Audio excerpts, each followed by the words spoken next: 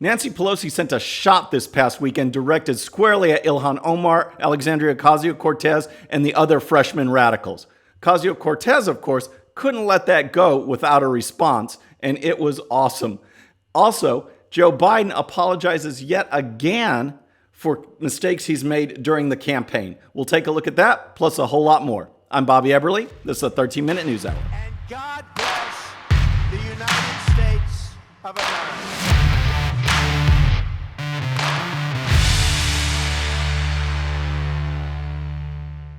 All right, friends, happy Monday. And I have to ask the question, which left-wing radical is in charge of the House of Representatives? All right, Nancy Pelosi is the Speaker of the House. And on Saturday, she made it clear to the Alexandria Ocasio-Cortezes, the Ilhan Omars, that she's also the top Democrat. She's the top dog. And she's been taking a lot of heat lately, especially for the border bill that was passed a week and a half ago. The House passed a version that was not going to go anywhere.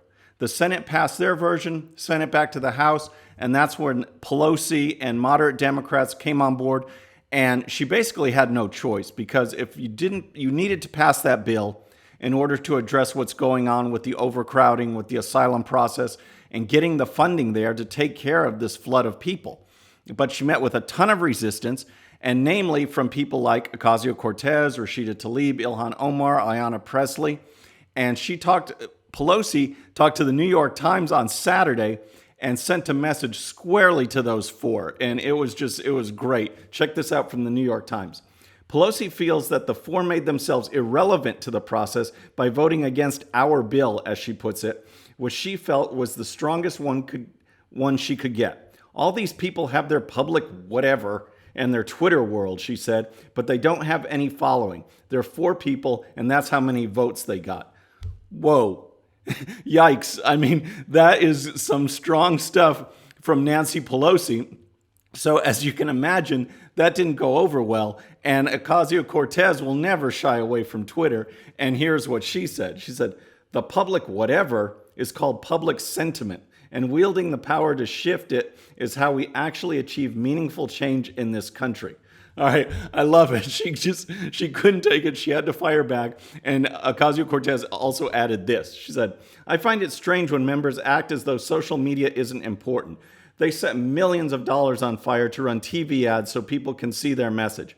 I haven't dialed for dollars once this year and have more time to do my actual job. Yet, we'd rather campaign like it's 2008. Well, first of all, she doesn't need to really dial dollars for her district unless some Democrat wants to take her out because she's so far fringe. She's safe, and she's going to be a pain in the butt, again, until someone does take her out in the primary. Rashida Tlaib also chimed in. This one's directed at Joe Biden, but it still came on Saturday, and it still sets the same tone. Check this out. When will Democrats realize that it's only when more people like us come out to vote that we all win? Depending on old-ass approaches of persuasion doesn't work. Good luck in persuading Trumpers. It's a dangerous ideology that we are fighting against, not just trying to win a seat. Old-ass approaches of persuasion. And again, that's directed at Biden and Pelosi and all the old guard that are they're in a mess. You know, I don't feel sorry for Pelosi one bit. I don't like her. She's a radical. But is it too much of a punishment to deal with these freshmen and the far, far left? Maybe it's not. Maybe she deserves it. She probably does. But I just find it funny that she has to deal with these people, knowing in a leadership role, in a role where you have to blend politics with ideology, that no one wants. The American people do not want to lose private insurance. They don't want Medicare for all. They're not on board with paying for everyone's education. On and on and on. All these proposals that the far left is preaching, Pelosi has to deal with it in actual legislation and actual negotiations. And she just is going to have to deal with these folks. But it's so funny to send shots that way to Omar and Tlaib and those like that and just watch their reaction. It's priceless because they never hesitate to put anything on Twitter. And here's another one. Here's just a perfect example. This segment I should call, did they really tweet that? Or why did they tweet that? Because it's just bizarre. And this Ocasio-Cortez, and here's what she tweeted. Check this out. Trump spent millions on a poorly attended one-day parade days after saying he couldn't afford toothpaste and soap for caged children. Did he ask Congress for a military parade? No. Trump held these kids hostage to secure billions for their abusers. Congress needs to see that. All right, first of all, poorly attended parade, poorly attended event. What is she talking about? Check out this picture. All right, check this out. Does that really look like a poorly attended event to you? I mean, oh my gosh, it was awesome. He spoke in patriotic tones, did not get partisan. I mean, it got rave reviews. The attendance was there. And she tweets that, which is just, what is that? Just, it sounds like a little kid taking a little cheap shot, kicking at the ankles or something and pouting because it's just totally made up. But now let's go ahead and address the things she's talking about as far as this toothpaste and toothbrushes and drinking water and stuff. And I don't know if you've seen these videos. I want to show them to you on the show. This is Chief Border Patrol Agent of the Tucson sector, Roy Villarreal. He gave a tour of an ICE facility similar to the one that Ocasio-Cortez went to, where she was just saying all this stuff about abuse and on and on. Let's check out. Here's the first clip. Aliens are not forced to drink out of the toilet. Aliens have options. There's fresh water that's provided on a regular basis in a water cooler. There's also water that is provided in this is a combination of toilet, sink, and the sink provides fresh water. Okay, there's the water. How about basic supplies for these detainees? This is a supply room that is typical in every one of the stations in Tucson sector. What we have supplies of are diapers, baby wipes, clothing for children, marked by gender, age, clothing for men and women. We've got supplies. These are feminine hygiene products that are readily available for any of the detainees. All right, and then there was that claim from Ocasio-Cortez that they were refused toothbrushes. They weren't given toothbrushes, told they couldn't use them. Check this out. What's here in front of me is a supply cart that is available to families and unaccompanied children.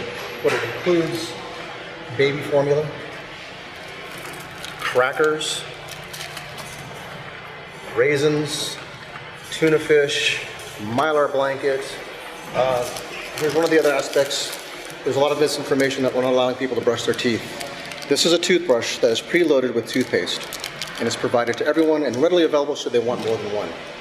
All right, so are these ideal conditions? Of course not, but they're good conditions, and they'd be even better if they weren't overrun. That's the whole idea. It doesn't matter how good the conditions are. If they're flooded with people, if thousands and thousands and thousands more than expected, more than can be handled, if they're there, it's going to be tough. It's going to be tough dealing with all these people. And that's where the Democrats don't want to solve the problems. She talks about abuses, that these people are actually being abused. Guess what? They can go back. They can go back if they want it. They're choosing to be here because they know that rhetoric that Ocasio-Cortez and others are saying is just rhetoric. They want to go through this process. They want to be here. That's why they're staying. But the system is overrun, and the conditions will only get better until we reform the process and cut down these numbers dramatically so that asylum is a process that can be vetted thoroughly, yet in a timely manner, rather than these people being held for who knows how long. It's just nuts, but no one has a plan. Like I talked about on Friday, Ocasio-Cortez tweeted out her plan, and I just want to show it to you again for those that are new to the show. Check this out. Here's her so-called plan. More money to countries who continue to flood us with illegal immigrants. 2, implement the Green New Deal. 3, open borders. And 4, higher taxes for job creation. All right, so she wants to give money to countries that are already hosing us over by sending these people that we know we can't handle. She wants the Green New Deal because somehow environmental policy is going to help at this border crisis situation that needs to be handled now. She wants open borders. That way terrorists and drug dealers and human traffickers can come in, won't be checked, and that's fine with her.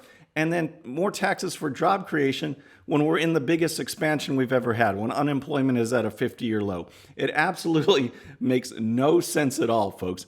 So I want to talk to you about Joe Biden. But before we get to him, let's look at our friends over at Bottle Breacher. I've got these whiskey coolers. They're awesome. They've got my name engraved on it. And they're veteran-owned product, made in America, veteran-owned company, made in America. and they're just great. Please check them out. Just go to bottlebreacher.com, use coupon code Bobby13-A1 for 20% off your next purchase. That's bottlebreacher.com, coupon code Bobby13-A1. Okay, so now Biden, I mean, this poor guy, I mean, he's trying to salvage his campaign. He went from announced just clear front runner, 10, 20, 30 points ahead in some polls. And the more he talks, the more it hurts him. The Democrat debates hurt him. He didn't know how to respond to Kamala Harris. And now he's out there and he's apologized for comments he's made before.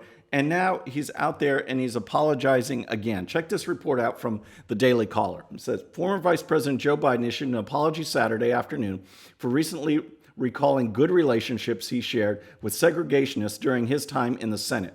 Biden appeared to praise segregationist lawmakers, former Senators James Eastland of Mississippi and Herman Talmadge of Georgia, describing them as examples of civility during a New York City fundraiser in June. So this is what Joe Biden issued as his apology. Just check out his wording here. This is from Biden. He says, was I wrong a few weeks ago to somehow give the impression to people that I was praising those men who I successfully opposed time and again? Yes, I was. I regret it. I'm sorry for the pain and misconception I may have caused anybody. But should that misstep define 50 years of my record for fighting for civil rights, racial justice in this country? I hope not. I don't think so. This just isn't an honest assessment of my record. So my question is, can Biden survive long enough to make it to the actual primaries, the actual state-by-state elections?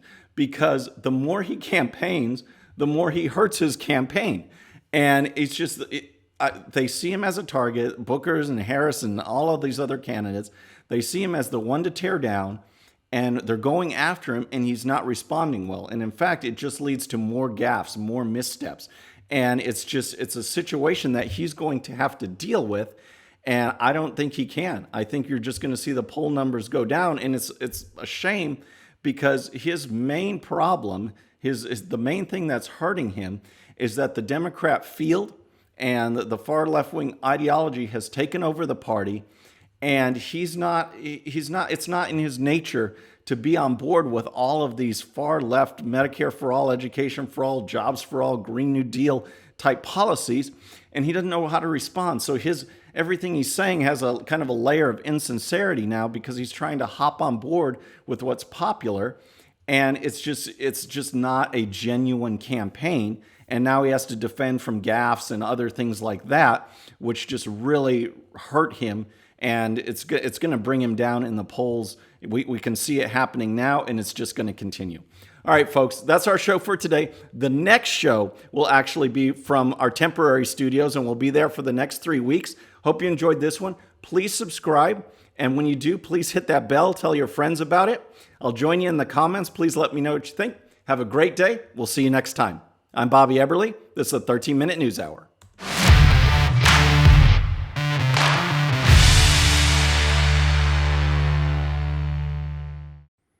Okay, friends, just a little reminder before you go, and no, this does not count against my 13 minutes. Please hit the subscribe button below and tell your friends. And if you happen to miss our last show, you can check it out right here. And also, for great conservative news and commentary, please check out GOPUSA.com. All right, folks, we'll see you on the next show. Have a great day.